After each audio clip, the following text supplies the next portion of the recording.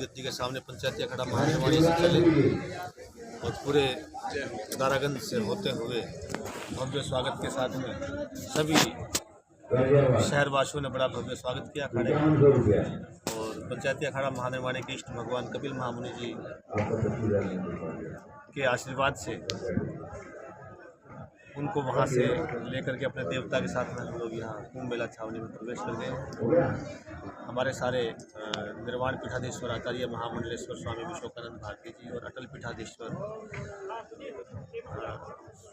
महामंडलेश्वर स्वामी आचार्य महामंडलेश्वर स्वामी विश्वात्मानंद जी महाराज एवं अन्य उनके पीछे हमारे सभी मंडलेश्वरगण, सभी महंत, श्री महंत,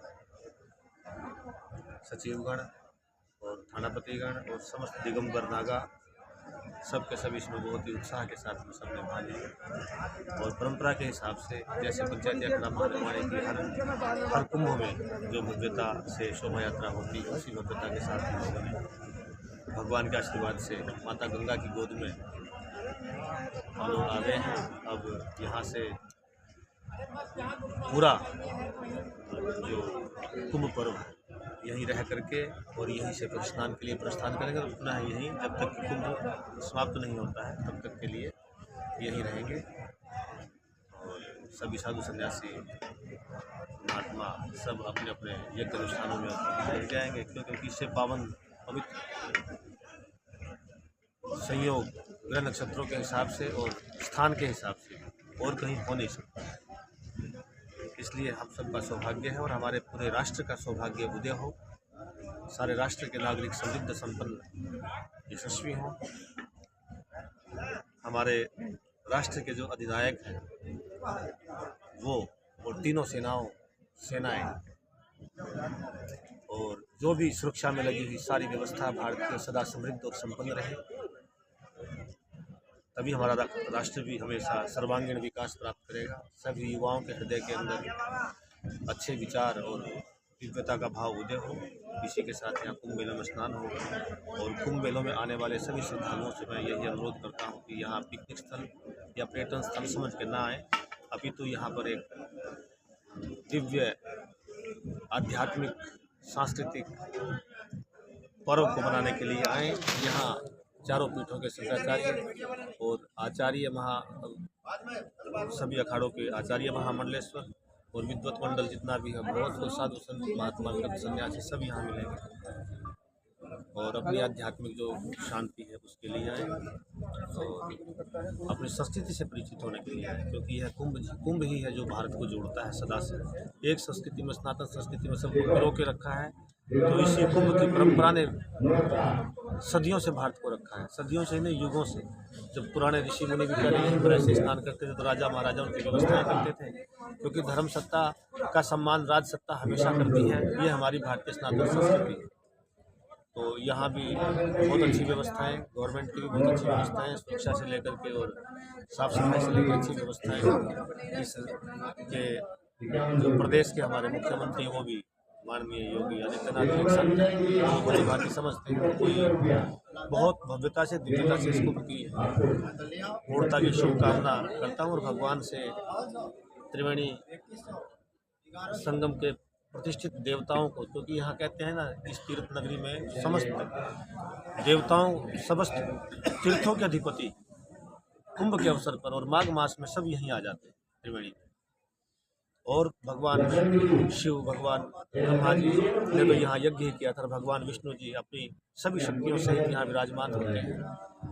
बस अपना आध्यात्मिकता और अपनी उस भावना के साथ में देखने की बात है, तो यहाँ वो सब अनुभव होगा जो पुराणों में वर्णित है। लेकिन उसके लिए भावना, तीव्रता और भावना की शुद्धता होना अनिवार्य है। तो हम समस्त देवी देवताओं से ये प्रार्थना करते हैं कि वो कुशलतापूर्वक संपन्न हो और हमारे मेले में लगे हुए जितने भी अधिकारीगण हैं, जो भी सेवा कर रहे हैं, चाहे नगर पालिका वाले हैं, चाहे सफाई कर्मचारी अन्य भी लगे हुए हैं, चाहे मेला प्राधिकरण के जितने भी अधिकारी लगे हुए हैं, उन सबका स्वास्थ्य उन्नत रहे ताकि वो कुशलतापूर्वक इसको संपन्न कर सके। ओम शांति। अब क्या रह गया सब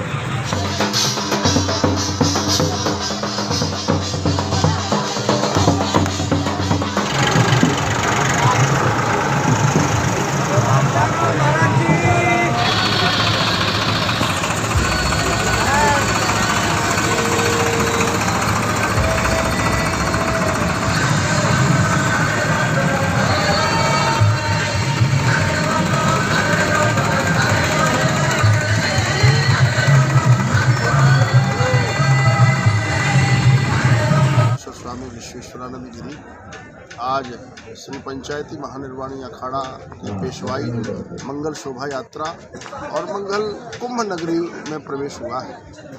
आज से सभी 10 नाम संन्यास परंपरा के साधु संत जो भी साधक सिद्ध आए हैं यहाँ पर, तो अपनी तपश्चर्या आराधना में लगेंगे, यज्ञ करेंगे, सत्संग करेंगे, स्वाध्याय करेंगे, क्योंकि गंगा भक्ति और यमुना कर्म और सरस्वती ज्ञान का स्वरूप है।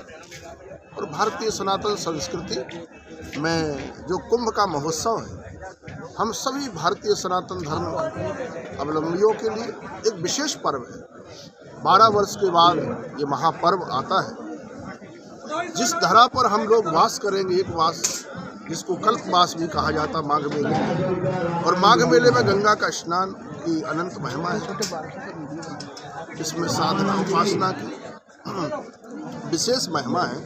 जो विशेष पर्व है जिसमें मकर में सूर्य का आगमन होगा, और सूर्य भगवान के आगमन होने से जो दिव्य तेज है, यानी कीर्ति है, यश है, व्यक्ति को चहुं ओर से राष्ट्र का, मानव समाज का कल्याण के लिए ये कुंभ है। भारतीय सनातन संस्कृति की परंपरा का ये महोत्सव है। भारतीय ऋषियों की परंपरा का ये उत्सव है। भरद्वाज मुनि वश है प्रयागा, जो भरद्वाज में ऋषि मुनियों का ये प्रयाग की धरा है, जहाँ प्रथम यज्ञ हुआ, और ब्रह्मलोक का मार्ग है, जहाँ गंगा यमुना सरस्वती त्रिवेणी का संगम। और भारत ही नहीं, पूरे विश्व के कोने कोने से यहाँ साधु संत आएंगे, अपने शिविर लगाएंगे, यज्ञ के माध्यम से, स्वाध्याय के माध्यम से, अन्य क्षेत्र के माध्यम से, अन्नदान जैसे विशेष है यहाँ। अन्न क्षेत्र के रूप, अन्नम ब्रह्मा रसो विष्णु, अन्न ब्रह्म का रूप है, रसो विष्णु, रस विष्णु का रूप है, भोक्ता देवो महेश्वरा, जो ग्रहण करता है भगवान महादेव ही है साक्षात। तो इस तरह से भी, यानी ब्रह्मा विष्णु महेश, यानी व्यक्ति किसी को भोजन करा रहा तो तीनों देवताओं को प्रसन्न कर रहा है। तो अन्य क्षेत्र की रूप में सेवा, वस्त्र के रूप में सेवा, हर तरह से सेवा समर्पण, क्योंकि सनातन हमेशा सर्वजन हिताय बहुजन सुखाय, सबके कल्याण के लिए कार्य किया है। बहुत बहुत मंगल शुभकामनाएं।